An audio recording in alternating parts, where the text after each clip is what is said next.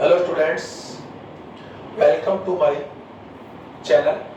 Today we would study about genetic disorders. मेरे को मेरे YouTube चैनल के माध्यम से आप लोगों ने कई स्टूडेंट्स ने ये क्वेरीज भेजी कि सर एक जेनेटिकल डिसऑर्डर्स के लिए एक अलग से वीडियो बनाओ। तो मैं आज का जो वीडियो लेकर आया हूँ जेनेटिकल जो बेसिकली जो नॉर्मली जो जेनेटिक डिसऑर्डर्स होती है वो हम लोग आज उसके बारे में अध्ययन करेंगे। तो जेनेटिकल डिसऑर्डर्स यानी यू कह सकते हैं these disease which are transmission generation to generation, यानी यू कह सकते हैं कि which disease transmission generation to generation, ऐसी डिजीज जो जनरेशन से जनरेशन यानी वन टू अनदर जनरेशन में ट्रांसमिटेड भी कर सकते हैं, ट्रांसफर होती है। We can say call genetical disorder. तो today we would study about genetical disorders. तो जेनेटिकल डिसऑर्डर्स को हम लोग बेसिकली हम लोग यू कह सकते हैं जेनेटिकल जो डिसऑर्डर्स होते हैं उनके लिए जो रीजंस होते हैं जो कॉज्ड या genetical disorders caused by chromosomes and gene, chromosomes and gene. आप इसको वैसे ध्यान दें कि genetical disorders caused by basically chromosome and gene.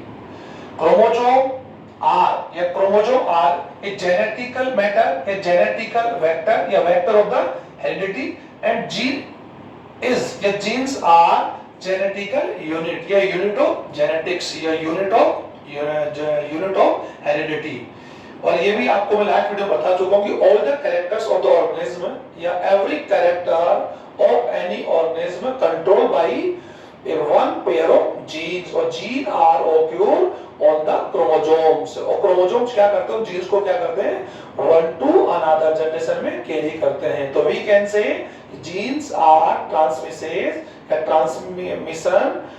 Generation to generation by chromosomes. Okay, तो क्रोमोसोम्स ही एक्चुअल में जेनेटिकल या हेरेडिटी के वेक्टर्स हैं। और जीन्स क्या है कि अपना जीन्स जो अपना एक्सप्रेस जो है यू कैसे जीन्स जो अपना यू कह सकते हैं कि इफेक्ट जो एक्सप्रेस करती है वो एक कैरेक्टर को हो सकता है, कैरेक्टर में या कैरेक्टर में भी dominant and recessive, otherwise normal and abnormal. तो लेट्स स्टार्ट आवर टॉपिक कि जेनेटिकल डिसऑर्डर्स हम लोग ये कह सकते हैं कि इन क्रोमोसोम्स और जेनेटिक के माध्यम से हो सकते हैं। तो इस वीडियो के माध्यम से मैंने बेसिक कुछ जेनेटिकल ऑर्डर्स की एक सारणी बनाई। तो पहले मैं एक बार उसको एक्सप्लेन करूं, फिर one by one I will explain all the disease. हमने जेनेटिकल डिसऑर्डर्स को हम लोग क्रोमोसोमल और जेनेटिक यानी मैंने मिक्स एक वीडियो बनाया है जिसको आप लोग अब हम लोग जेनेटिक डिसऑर्डर्स को हम लोगों ने क्रोमोसोमल्स क्या था आपने दोबारा रिवर्स कर लिया और हम लोग पहले पढ़ चुके हैं। लास्ट में बता चुका हूं कि एवरी ऑर्गेनिज्म या chromosome numbers are fixed in every organism है। और chromosomes are two type, autosome है और allosomes. Autosomes are asexual chromosomes and allosomes are sexual chromosomes. Allosomes are two type and numbers are two. यानी allosomes का अगर बात यूं कर सकते हैं कि जो ऑलमोस्ट जो ऑर्गेनिज्म होते हैं उनमें allosome chromosomes XX and XY हो सकते हैं। अगर बात एक्सेप्ट बर्ड एंड पीसीज, अगर हम लोग पीसीज और उनको बात करें तो उसमें मैंने बताया Z and WW। Last video में हम लोगों ने sex determination in human and birds हम लोग पहले पढ़ चुके हैं। तो अभी हम लोग यहाँ पर जेनेटिकल डिसऑर्डर्स के बारे में पढ़ेंगे। तो autosomal genetical disorder and allosome या सेक्सुअल क्रोमोसोम डिसऑर्डर्स, या भी कर सकते हैं एब्नॉर्मलिटीज हम यूं कर सकते हैं एब्नॉर्मलिटीज, अगर यूं कह सकते हैं जेनेटिकल एब्नॉर्मलिटीज में हम लोग इसको कह सकते हैं। तो यहां पर हम इस वीडियो को स्टार्ट करें तो ऑटोसोमल जेनेटिकल जो डिसऑर्डर्स है ये abnormalities of genetic disorders by autosome chromosomes या sexual asexual chromosomes. First Down syndrome, हम इनके बारे में मैंने एक अलग से वीडियो बनाया था जिसमें मैंने आप लोगों को जेनेटिकल डिसऑर्डर्स पहले बता दिया था। Down syndromes, Patau syndrome, Edward syndromes मैंने बता दिया था। A group of abnormal features, a group of abnormal features are syndromes, or these syndrome and these diseases described by Down. So we can say this disease Down syndrome. Patau syndrome like this, Patau described by Patau, Edward syndrome described by Edward, sickle cell anemia, cat cry syndrome, phenylketonuria, albinism, albino भी कह सकते हैं, और एक है हम लोगों ने कैसे myelogenesis leukaemia, myelogenesis leukaemia. I will further explain. Allosome sexual जो डिसऑर्डर्स है उसमें हम लोगों ने कैसे Turner syndrome discovered by Turner, Klinefelter discovered by Klinefelter, colour blindness हम इसके बारे में पढ़ चुके हैं, colour blindness and haemophilia. I will not repeat this disease in this video because हम इसको पढ़ चुके हैं। These both disease are sex linkage disease, और ये बताया these disease caused by recessive genes which are occur X chromosomes, ये हम लोग पहले पढ़ चुके हैं। Sex disease, PTC test disease, alkaptonuria, thalassaemia, galactosaemia and Gaucher's disease, ये डिजीज की मैंने आप लोगों को नेम बता दी है।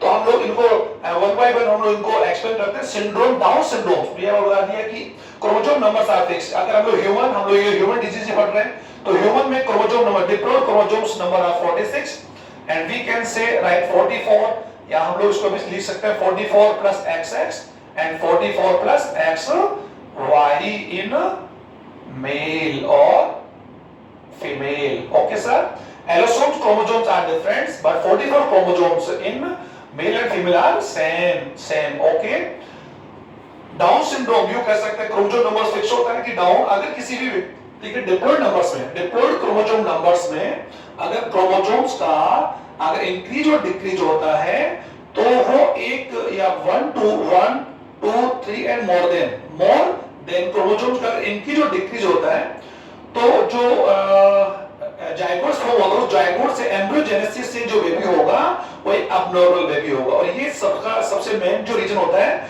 वो है डिसजंक्शन ऑफ पेरो क्रोमोसोम्स, क्योंकि हम जानते हैं गैमेटोजेनेसिस के दौरान जब भी गैमेटोजेनेसिस से युग्मक फॉर्मेशन होता है तो उसमें सभी जो पेयर्स ऑफ क्रोमोसोम्स होते हैं उनके जो क्रोमोसोम्स होते हैं, होमोलोगस जो क्रोमोसोम्स होते हैं, separate each other and go and enter you कैसे फॉर्म ए न्यू गैमेट, यानी कह सकते हैं गैमेट्स में प्रत्येक क्रोमोसोम पेयर का एक ही क्रोमोसोम भाग लेता है। ये मैंने आपको पहले भी एक्सप्लेन किया था।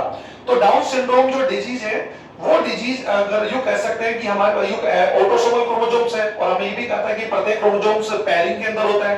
तो यदि मैं यहाँ पर आपको ये बता दूं कि अगर 2n=46 है is equal to 23rd pair, अगर बात ही तो 23rd जो पेयर है इसमें फर्स्ट पेयर के अंदर फर्स्ट क्रोमोसोम होगा, सेकंड में सेकंड क्रोमोसोम, थर्ड में थर्ड, फोर्थ में फोर्थ, सेवंथ में सेवंथ, 11th में 11th, यानी आप समझ गए होंगे कि हर पेयर में एक सिमिलर क्रोमोसोम या होमोलोगस क्रोमोसोम पाया जाता है।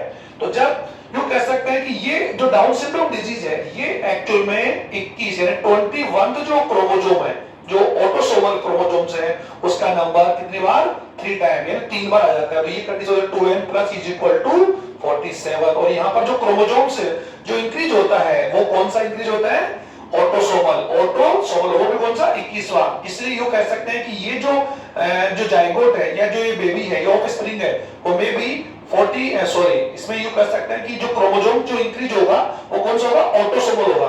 तो 45 प्लस XX भी हो सकता है और 45 प्लस XY भी हो सकता है, लड़का और लड़की दोनों में से एक हो सकता है। फिर आप कहेंगे सर ये 44, तो मैंने यहाँ पर एक्चुअली किया कि डिफरेंट नंबर्स आर 46, तो 46 में एक क्रोमोसोम का जो इंक्रीज होता है तो दे बिकम या यू कैन इक्वल 47। तो डाउन सिंड्रोम डिजीज 21 जो क्रोमोसोम्स रहे हैं, 21 जो क्रोमोसोम होता है उसमें उसका नंबर्स 2 की जगह 3 टाइम आ जाता है। ये आप समझ गए होंगे और ये हमने पहले बता भी दिया था। इसी प्रकार पाटाउ जो सिंड्रोम्स है वो 13, 14 एंड 15 यानी इन तीनों में से कोई एक क्रोमोसोम अगर बढ़ जाता है ऑटोसोमल तो 2n = 1 = 47। तो ये जो जायगोट होगा वो अबनॉर्मल होगा और बच्चा भी क्या होगा, एबनॉर्मल। तो वो मेल और फीमेल में कोई भी हो सकता है लेकिन वो एबनॉर्मल होगा, उसमें मेंटली डिसऑर्डर होगा। अगर हम लोग बात करते हैं तो मैंने पहले बता दी सिंड्रोम्स एक अपने आप में कह सकते हैं एक ग्रुप ऑफ डिजीज या ग्रुप ऑफ एबनॉर्मल फीचर्स के साथ ये बेबी पैदा होगा जिसके अंदर एक नहीं बल्कि कई एबनॉर्मल फीचर्स होंगे। मेनली मेंटली एंड फिजिकली रूप से उसमें डिसऑर्डर्स सिग्निफिकेंस होगी। ये आप लोग थोड़ा हम लोग समझ भी चुके होंगे। एडवर्स सिंड्रोम्स कॉज्ड बाय 18 यानी 18 क्रोमोसोम्स बढ़ जाने की वजह से है। कितनी बार? 3 टाइम, क्योंकि 2 टाइम तो हमने बताया diploid eukaryote, every chromosomes are 2 time in diploid cell या डिप्लॉयड ऑर्गेनिज्म। ये मैंने बता दिया था कि डिप्लॉयड ऑर्गेनिज्म में एवरी क्रोमोसोम इज 2 टाइम, लेकिन अगर वो 2 की जगह 3 टाइम या 4 टाइम अगर हो जाता है तो दे मे बी सिंड्रोम्स। तो 18th क्रोमोसोम की वजह से 2n = 1 = 47, तो यू कह सकते all the syndrome sign are equal, but यहाँ पर जो इंक्रीज होने वाले जो क्रोमोसोम्स है, अगर 21 हो 25 हो तो वो डाउन सिंड्रोम्स होगा, 13 40 50 में से एक हो, ये हो सकता है, 18 हो तो ये होगा। तो ये तो हम लोग पहले वीडियो में पढ़ भी चुके। तो इसको तो हम लोग इसको मैं इरेज करता जा रहा हूं। सिकल सेल एनीमिया, इसको ध्यान दें, सिकल सेल एनीमिया एक जेनेटिकल डिसऑर्डर है, ये ध्यान दें, जीन्स यानी ये तो क्रोमोसोमल डिसऑर्डर है, ये जीन्स, ये ध्यान दें, ये जेनेटिकल यानी मैं लिख तो रखा है, एक यू कैसे जेनिक या जीनिक डिसऑर्डर भी कह सकते हैं। और ये क्रोमोसोम जो सिकल सेल एनीमिया है वो अगर बात भी कर सकते हैं कि ऑटोसोमल जो क्रोमोसोम है 11th जो पेयर है, यानी हमारे जो 23rd पेयर्स क्रोमोसोम्स होते हैं उनमें जो 11th जो पेयर्स होता है वो मेल और फीमेल में डेफिनेटली क्या होगा? होमोलोगस होगा, क्योंकि मैं आपको भी बता चुका हूं कि मेल और फीमेल में 44 जो क्रोमोसोम्स होते हैं वो क्या होते हैं? वो सेम होते हैं, तो 22 pairs are same in male and female. तो 11th या ऑटोसोमल क्रोमोसोम्स या autosomal pair of chromosomes are homologous in male and female. तो ये 11th पेयर जो क्रोमोसोम्स है इस पर एक रेसेसिव जीन, ये आप इतना समझ ले, रेसेसिव जीन यू कह सकते हैं, रेसेसिव यानी अगर ये जीन HBA एक जीन है, डोमिनेंट जीन अगर होगा तो डेफिनेटली डोमिनेंट जीन अगर होता है और राइट, और डोमिनेंट जीन अगर दोनों ही कंडीशन के अंदर डोमिनेंट जीन अगर होमोजाइगस कंडीशन में तो एक व्यक्ति नॉर्मल होगा और उसके अंदर जो आरबीसी होगी, रेड ब्लड जो कार्पुसल्स होती है उनका जो साइज और उनका जो शेप होगा वो एक्चुअली क्या होगा? सेप्टिकल होगा। क्या होगा? सेप्टिकल होगा। लाइफ स्ट्रेंथ क्या होगी? 90 to 120। ये मैंने आपको नॉर्मल बताया कि यदि किसी व्यक्ति के 11th पेयर पर यानी 11th हमारा ऑटोसोमल क्रोमोसोम्स 11th पेयर पर अगर आरबीसी का फॉर्मेशन करने वाले जीन्स HBA है तो डेफिनेटली आरबीसी और हीमोग्लोबिन का फॉर्मेशन क्या होगा? नॉर्मल होगा। हीमोग्लोबिन का फॉर्मेशन क्या होगा? नॉर्मल होगा। सिंपल बात है। अगर इस जीन की जगह ये डोमिनेंट जीन की जगह रेसेसिव जीन अगर आ जाती है, रेसेसिव जीन अगर may be possible recessive gene अगर आती है और वो भी होमोजाइगस अगर आती है, HBA जीन अगर आती है किसी व्यक्ति मेल और फीमेल में, तो डेफिनेटली उसके अंदर क्या होगा कि हीमोग्लोबिन का फॉर्मेशन क्या होगा? एरर होगा। क्या होगा? एरर होगा। हीमोग्लोबिन में जो ग्लोबिन प्रोटीन है उसमें 4 पॉलीपेप्टाइड्स है, अल्फा अल्फा बीटा बीटा। तो उसमें बीटा जो पॉलीपेप्टाइड है उसमें छठे नंबर का यानी कौन सा? 6 नंबर का जो अमीनो एसिड से ग्लूटामिक की जगह कौन सा? ग्लूटामिक। आप इसको समझें, ग्लूटामिक अमीनो अम्ल की जगह ग्लूटामिक अमीनो एसिड के स्थान पर कौन सा अमीनो एसिड आ जाएगा? वेलिन। क्योंकि उसमें इस जीन की वजह से जो कोडोन्स हैं यानी जीन के जो कोडोन्स हैं वो क्या हो जाएंगे? बदल जाएंगे। यानी कोडोन्स एक्चुअली में क्या हो जाएंगे सर? कोडोन बदल जाएंगे। कोडोन बदल जाएंगे। कोडोन का चैप्टर में जो बताऊंगा आपको बता दूंगा कि genetical codon is a template, ये हम लोग आगे नेक्स्ट वीडियो। तो अभी आप समझ लीजिए कि सिकल सेल से ग्रसित या इफेक्टेड जो पर्सन होगा मेल और फीमेल हो सकता है, उसमें कंडीशन यू कह सकते हैं कि ये जो डिजीज है जेनेटिकल डिजीज है, और ये जो डिजीज है एक बात डॉट, ये ध्यान दें, डॉट म्यूटेशन, ये ध्यान दें, डॉट म्यूटेशन का एक एग्जांपल है यानी बिंदु उत्परिवर्तन। जब हम लोग म्यूटेशन पढ़ेंगे तब ध्यान दें, यानी sickle cell anaemia is example of the dot mutation, बिंदु उत्परिवर्तन का एग्जांपल, ये जीन म्यूटेशन का एग्जांपल। इसको ध्यान दें, इसको कैरी करेंगे। इस डिजीज से जो इफेक्टेड पर्सन होगा अगर उसमें यू कह सकते हैं ये 3 कंडीशंस है, अगर 11th क्या बोलते हैं क्रोमोसोम्स के ऊपर अगर दोनों जीन डोमिनेंट जीन होगी तो उसके 100% आरबीसी का जो शेप क्या होगा?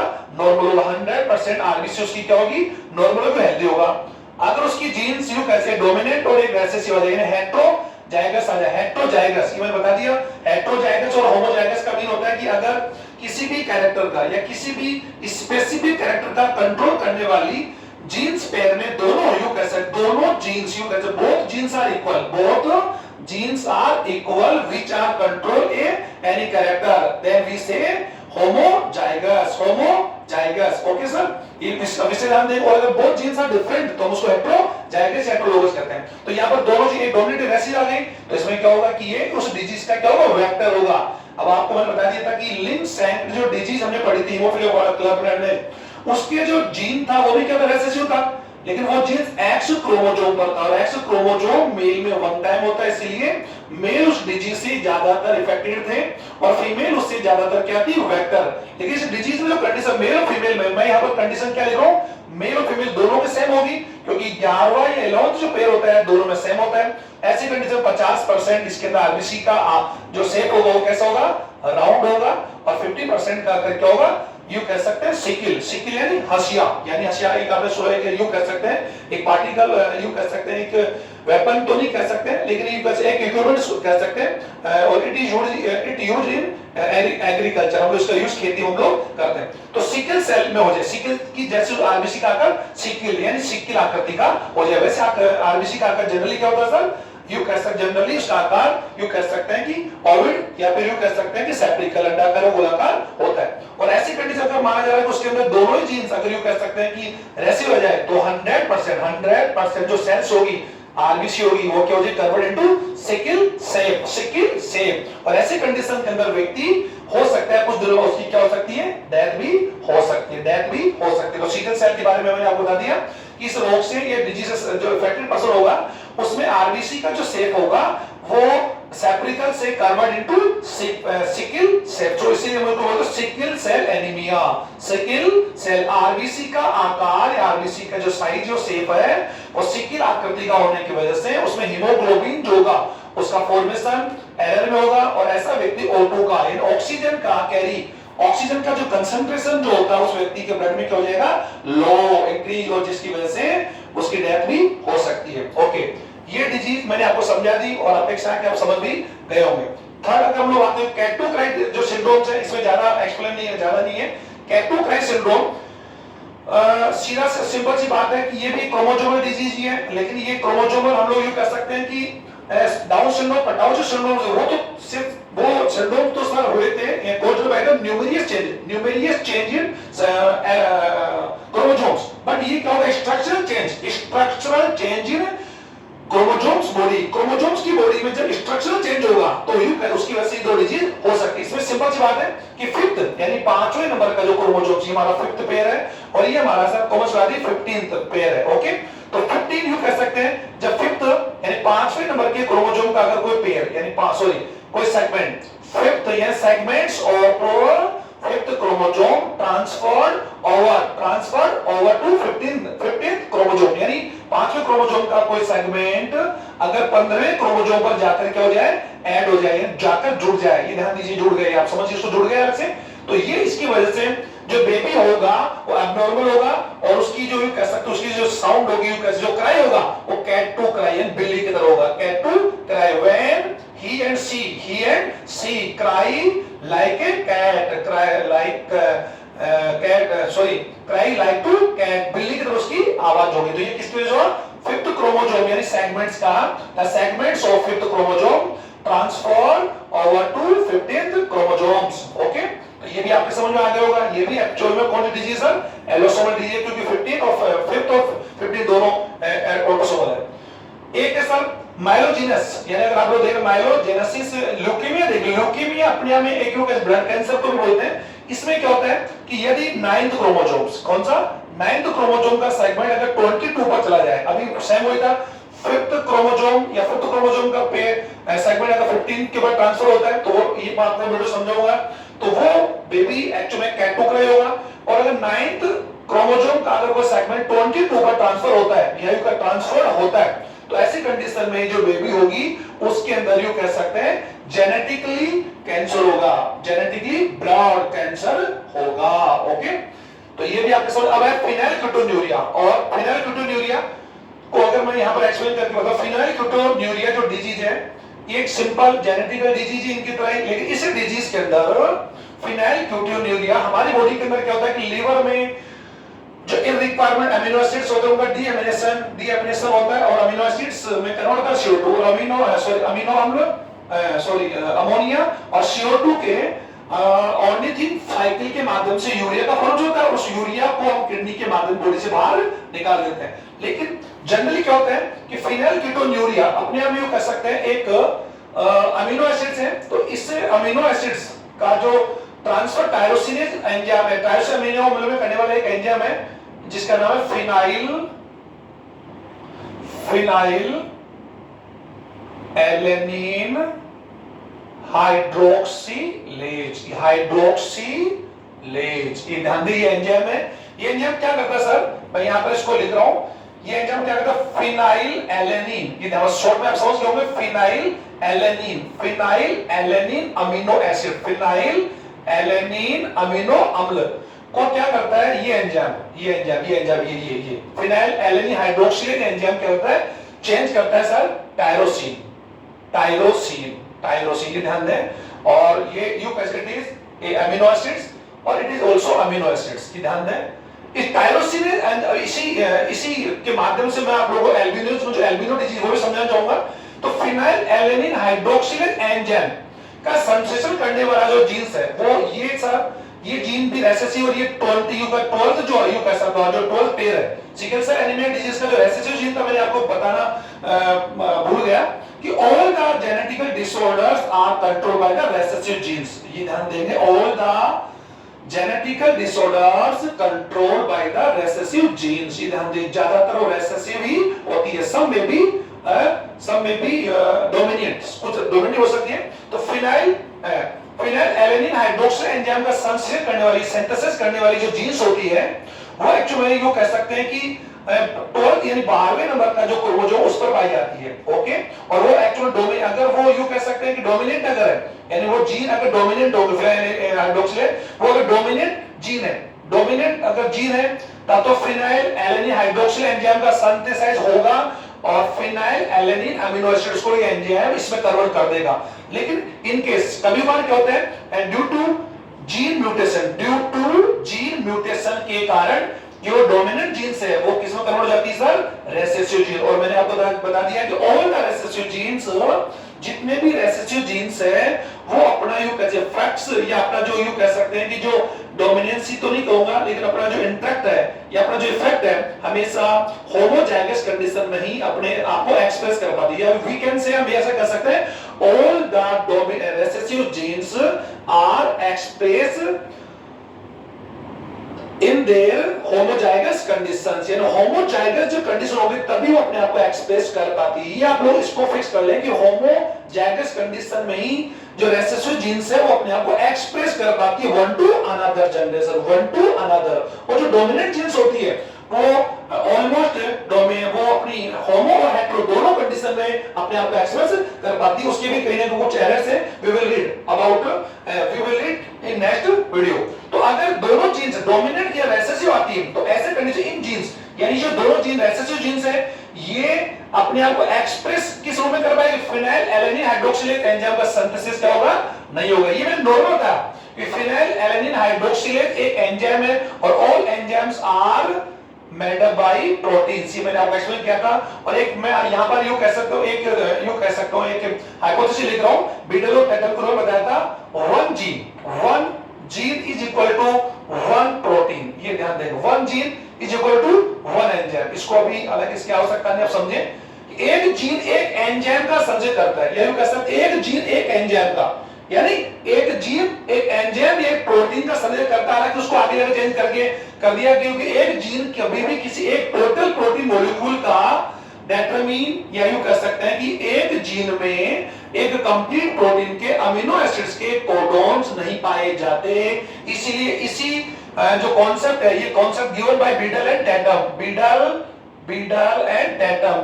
टैटम, इसी कॉन्सेप्ट को बाद बदल कर दिया वन जीन वन पॉलीपेप्टाइड। ये मैं बाद में समझाऊंगा। वन जीन एंजाइम को वन जीन पॉलीपेप्टाइड कन्वर्ट कर दिया। तो अगर ये रेसेसिव जीन की वजह से इस एंजाइम का या प्रोटीन का सिंथेसाइज नहीं होगा, और ऐसी कंडीशन में इस एंजाइम का सिंथेसाइज नहीं होने की वजह से phenyl alanine amino acids don't convert into tyrosine, इसको कन्वर्ट नहीं होगा। और ब्लड में और यूरिन में इस अमीनो एसिड्स की मात्रा, यानी इसकी मात्रा हमारे ब्लड में क्या हो जाएगी, इंक्रीज हो जाएगी। और इसकी इंक्रीज यानी इसकी मात्रा ज्यादा बढ़ जाने से जो व्यक्ति होगा वो मेंटली डिसऑर्डर होगा, मेंटली क्या हो जाएगा, उसके अंदर एब्सेंस होगा, और उसका आईक्यू लेवल जो होगा, आईक्यू इंटेलिजेंट कोटेंट होता है, उसकी जो विजडम का या उसकी यूं कह सकते हैं मेंटली परफॉर्म को जो यू कैसे परफॉर्म करता है, आईक्यू लेवल उसका बहुत ही लेस हो जाएगा, 20, जो कि हम जनरली जानते हैं, जनरली व्यक्ति का आईक्यू यू का 90 टू 120 के बीच होता है, तो आईक्यू बहुत ही कम होगा। और इस डिजीज का नाम है फिनाइलकीटोन्यूरिया। तो मैंने समझा दिया, फिनाइलकीटोन्यूरिया एक रेसेसिव डिजीज या रेसेसिव जीन्स की वजह से होता है। ये जीन 12 क्रोमोसोम पेयर के ऊपर पाया जाता है। जब रेसेसिव कंडीशन में आता है तो इस एंजाइम का सिंथेसाइज नहीं हो पाता, जिसकी वजह से फिनाइलएलानिन कन्वर्ट या डोंट कन्वर्ट इनटू टायरोसिन। अब इसी को आगे बढ़ते हैं, इसी डिजीज को अगर मैं इसी को आगे बढ़ाऊं कि अगर ये नहीं हो तो अब एल्बिनिज्म डिजीज को इसे समझें। अब आप समझे टायरोसिन एक अमीनो एसिड है, इस अमीनो एसिड को चेंज करने वाला एक एंजाइम है टायरोसिनेज। मैं यहां पर इसको हिंदी लिख रहा हूं, आप इसको you can convert in English, आप लोग कर सकते हैं टायरोसिन, मैं कोई बात मैं लिखूंगा तभी आप you can also right. Tyrosinase एक एंजाइम और ऑल एंजाइम्स यू कह सकते हैं सफिक्स विद एज, वो हम लोग पहले पढ़ चुके। तो टायरोसिनेज एंजाइम का सिंथेसाइज करने वाला जीन, ये ध्यान दें, टायरोसिनेज जीन का सिंथेसाइज करने वाला जो जीन है वो डोमिनेंट होता है, ध्यान दें डोमिनेंट, ये ध्यान दो। ए फिर आप उसे ए क्यों लिख रहे हैं आप लोग, क्योंकि टायरोसिन एक अमीनो एसिड से मिलकर बनने वाला एक अमीनो एसिड, तो इसलिए यहाँ पर ए हम लोग। तो जब ये डोमिनेंट फॉर्म में होता है, ध्यान दें डोमिनेंट, और ये ध्यान दें कौन से क्रोमोसोम्स के ऊपर होता है, ऑटोसोमल, कौन से पर ऑटोसोमल। तो जब डोमिनेंट जीन्स होगा तो टायरोसिनेज एंजाइम का सिंथेसाइज होगा और टायरोसिन कन्वर्ट इनटू मेलेनिन, और मेलेनिन हम जानते हैं, मेलेनिन इज ए पिगमेंट, ये हमारा हम जानते हैं मेलेनिन हमारी त्वचा में पाया जाने वाला पिगमेंट है, जिससे हमारी त्वचा का एक्चुअली क्या होता है, कलर मेंटेन होता है।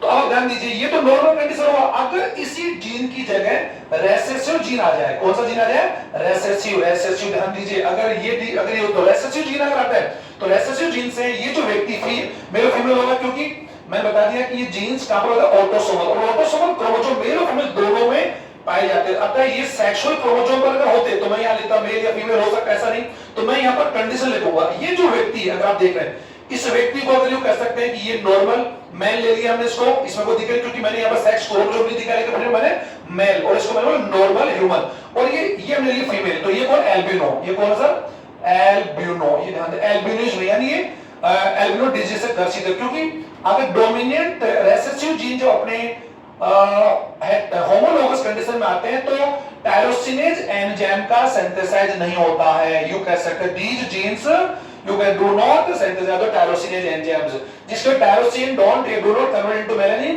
और मेलानिन के कन्वर्ट नहीं होने से हमारा जो बॉडी का जो ब्लड है, जो हमारी जो सेल्स होती है, हमारी जो हमारी स्किन्स होती है, जो डर्मेटोलॉजी जो सेल्स होती है, उनमें मेलानिन क्या हो जाएगा, एब्सेंट हो जाएगा, क्या हो जाएगा, एब्सेंट हो जाएगा, जिससे हमारे त्वचा का और हमारे कह सकते हैं कि हमारे आंखों का या हमारे बाल का या जितने हमारे स्किन के जितने भी कह सकते हैं डेरिवेटिव, उनका जो कलर होता है वो क्या हो जाएगा, व्हाइट या फिर क्या हो जाएगा, पिंक, व्हाइट और पिंक हो जाएगा। ऐसे डिजीज को बोलते हैं एल्बिनो, या फिर आपने सुना होगा सूर्यमुखी।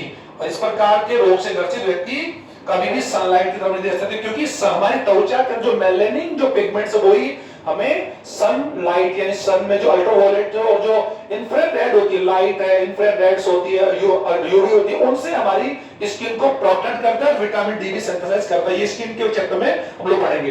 लेकिन अभी आपने क्या देखा कि यहाँ पर इसकी एब्सेंस होने की वजह से मेलानिन का सिंथेसाइज नहीं होने से वो व्यक्ति एल्बिनो हो गया। तो इसको मैं एक ग्राफ के माध्यम से समझा रहा हूं कि यदि एक नॉर्मल पर्सन, एक सामान्य यानी कह सकते हैं नॉर्मल, मैंने आप इसको मेल फीमेल ले सकते, उसमें कोई दिक्कत नहीं है। और ये एल्बिनो, ये कौन है, एल्बिनो वुमन है।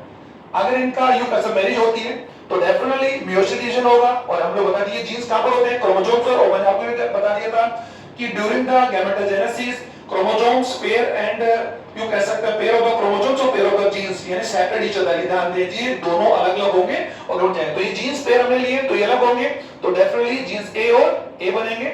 और ये कंडीशन कौन सी होगी, डिप्लॉइड, मैंने बता दिया, ये कौन सा हैप्लॉइड है, और ये ए और ए बनेंगे, ये ध्यान दीजिए। और ये कौन सा है, एल्बिनो वुमन है।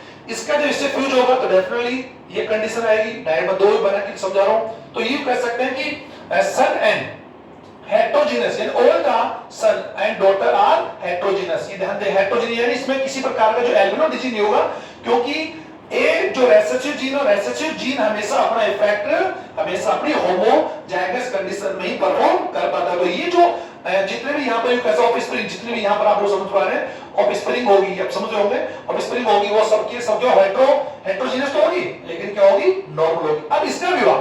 अगर हम लोग यूं कह सकते हैं इसका विवाह, अगर कॉमन सी बात है, इसका विवाह अगर एक यूं कह सकते हैं कि नॉर्मल माना जा रहा है कि लड़की लड़का हो, तो हम लोग देख सकते हैं माना जा रहा है कि ये लड़का है, ओके, और ये कौन है, लड़की है। हम लोग इसको ऐसे ही हम लोग अपने हिसाब से मान रहे हैं ये लड़का और लड़का हो या लड़के, सभी यहाँ पर क्या होगी, नॉर्मल होगी, हेटेरोजेनस होगी। अगर इसका विवाह इसके साथ होता है, यानी ये एक प्रकार से डेफिनेटली, तो इनके अंदर जो जीन्स बने वो बने इस प्रकार से बनेंगे, अब समझ पा रहे होंगे। और एक कंडीशन ऐसी होगी कि एक कंडीशन ऐसे आने पर क्या होगी, यूं कह सकते हैं ये कंडीशंस, इसको हम लोग लेते हैं तो इसमें भी वही होगा, तो इसके लिए हम लोग एग्जांपल दूसरा भी ले सकते हैं। अगर यूं कह सकते हैं इसका विवाह, अगर इसका विवाह हम लोग कर सकते हैं इसके साथ अगर होता है फ्यूचर के अंदर, तो डेफिनेटली इनकी जो होगी वो इस प्रकार की जनरेशन होगी, ए ए ए ए ए और ए, यानी ये एक्चुअल में कौन होगी, हेटेरोजेनस नॉर्मल एल्बिनिज्म, ये कौन होगी, हेटेरोजेनस नॉर्मल, और ये क्या होगी, एल्बिनिज्म। इस प्रकार यूं कह सकते हैं कि जो एल्बिनो जो डिजीज है वो भी एक्चुअली कौन है, जेनेटिकल डिसऑर्डर्स है जो रिसेसिव जीन के माध्यम से 1 to जनरेशन में एक्चुअली ट्रांसमिटेड होती है। तो ये आप लोग शायद समझ गए होंगे।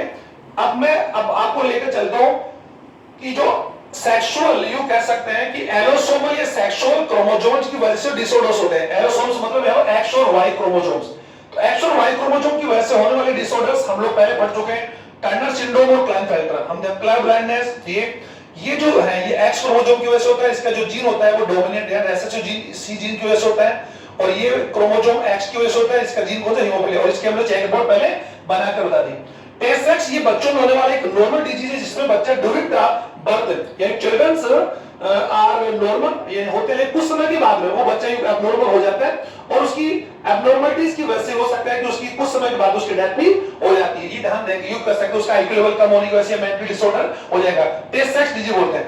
पीटीसी टेस्ट डिजीज, ये ध्यान दें, पीटीसी यानी कह सकते हैं पीटीसी, यहां पर अगर यूं कह सकते हैं कि किसी प्रकार के कार्बनिक पदार्थ है, फिनाइल थारो कार्बोहाइड्रेट पदार्थ है, ये नाइट्रोजन यानी ध्यान दें नाइट्रोजन और सल्फर से मिलकर बनने वाला एक यौगिक है जिसका टेस्ट थोड़ा तीखा होता है। जो 30% व्यक्ति होते हैं, 30% व्यक्ति इस पीटीसी टेस्ट को लेस यानी इसको ज्ञात नहीं होता जो डिजीज है, इसको हम लोग पीटीसी टेस्ट भी बोल सकते हैं, क्योंकि मैंने अभी आपको बताया फिनाइल थायरो कार्बोहाइड एक यौगिक है जिसमें नाइट्रोसल्फर का कंपाउंड होता है, जिसको यू कैसा 30% पीपल्स डज नॉट टेस्ट, यानी उसका taste do not taste. Okay sir, it is also genetic disease.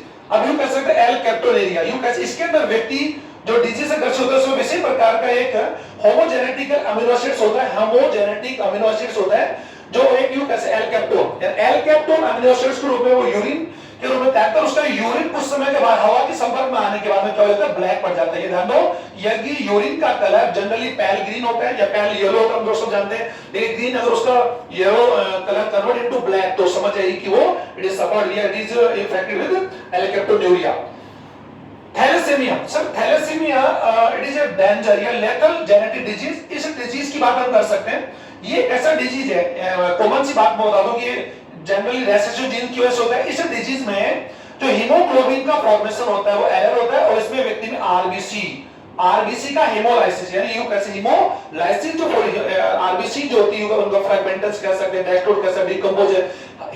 Haemoglobin जो आरबीसी जो सेल्स होती है वो डेस्ट्रोड होने लगती है, जिससे व्यक्ति में ब्लड की कमी यानी ब्लड की कमी जिसे आप लोग बोलते हैं एनीमिया हो जाता है। और ऐसे व्यक्ति को बचाने के लिए यानी दो कंडीशन होता है, यानी thalassaemia minor, thalassaemia major. Minor के अंदर तो इसमें व्यक्ति की यूं कह सकते हैं कि जो लाइफ होती है उसको किसी प्रकार को डेंजर नहीं होता, लेकिन मेजर होने पर व्यक्ति की डेथ का खतरा ज्यादा होता है। और व्यक्ति ने बच्ची की बात है, ऐसे बच्चे को बचाने के लिए, क्यों इस प्रकार के बच्चे ज्यादा 10 साल से ज्यादा या 10 से 20 साल ज्यादा जीवित नहीं रह सकते, ऐसे बच्चों को बचाने के लिए हम लोग एवरी वीक उसका ब्लड चेंज करवाते हैं। ध्यान दीजिए, इसीलिए we ought to blood donate, we ought, मैंने शुड नहीं बोला यहाँ पर, we ought to blood donate, क्योंकि हमें ब्लड डोनेट करना चाहिए इस टाइप के डिजीज से सफर करने वाले व्यक्तियों की हम लोग लाइफ चेंज कर सकते हैं। तो we are so lucky, okay? Thalassaemia एक ऐसे डिजीज है जिसमें तो पर वीक उस व्यक्ति के ब्लड को चेंज करना होता है। गैलेक्टोसेमिया, इसमें बच्चे में डिजीज होता है, ये ध्यान दीजिए, बच्चों वाला जनरल डिजीज। इसमें क्या होता है कि बच्चे के अंदर जो गैलेक्टोज शर्करा होती है वो ग्लूकोज में चेंज नहीं होती है। ये ध्यान दीजिए, गैलेक्टोज फास्फेट एंजाइम की कमी होती है, जिससे गैलेक्टोज शुगर जो ग्लूकोज का समावयव है, galactose can't change into glucose. और ऐसे बच्चे में जनरली क्या होता है सर कि उस बच्चे में जो माँ का जो दूध उसको पिलाया जाता है, वो माँ का दूध उस बच्चे के लिए एक्चुअल पॉइजन यानी एक्चुअल पॉइजन का काम करता है, यानी पॉइजनिस हो जाता है। ध्यान दीजिए, it is a very lethal otherwise danger genetical disorder. अब सर नीचे है गौचर डिजीज, यानी गौचर डिजीज यूं कह सकते हैं, इस डिजीज की बात हम करें जनरली, इस डिजीज की बात यूं कह सकते हैं कि जो जनरेशन होती है या जो बच्चा होता है जनरली नॉर्मल होता है, लेकिन 15 वर्ष यानी यूं कह सकते हैं ड्यूरिंग द 15 यानी यूं आफ्टर द चाइल्डहुड एज, यानी चाइल्डहुड के बाद में इसके अंदर कह सकते हैं कि synthesise of the lipids, synthesise या यूं कह सकते हैं कि लिपिड का फॉर्मेशन जो होता है वो बढ़ जाता है। ये आप इसको समझे, इसमें लिपिड का जो सिंथेसाइज होता है, लीवर है, स्पेनप्लिया है, यानी इनके ऊपर जो पैनक्रियाज है, ये हमारी बॉडी जो इंटरनल जो ऑर्गन्स है, इन इंटरनल ऑर्गन्स पर लिपिड का फॉर्मेशन या बढ़ जाता है, वो सिंथेसाइज जाकर कहा हो जाता है स्पेन, यानी हमारी यूं कह सकते हैं कि टॉन्सिल्स आपने सुना होगा, टॉन्सिल्स हमारी बॉडी सबसे लार्जेस्ट टॉन्सिल, स्पेन बोलते उसको हम लोग प्लिया, या फिर उसको बोल सकते हैं blood bank of human body, blood bank and human body. ध्यान देंगे वहां पर फैट का यूं कह सकते हैं फैट वहां पर एक्चुअल कंजर्वेटिव या सिंथेसाइज होना शुरू कर देगा, जिससे व्यक्ति की हाइपोलिपिडिया की वजह से उसकी डेथ भी हो सकती है। तो स्टूडेंट्स, आज का जो जेनेटिकल डिसऑर्डर्स का वीडियो अपेक्षा आपको पसंद आया होगा, इसको बीच में पॉज करके सभी डिसऑर्डर्स के कैरेक्टर आप लोग इस वीडियो को देखकर बीच में इसको स्टॉप करके इसके कैरेक्टर्स को लिखेंगे, और लिखकर सभी डिजीज के ज्यादा नहीं तो 2 to 3 कैरेक्टर्स या डिसऑर्डर्स आप अपने कॉपी में राइट डाउन करेंगे। Thank you.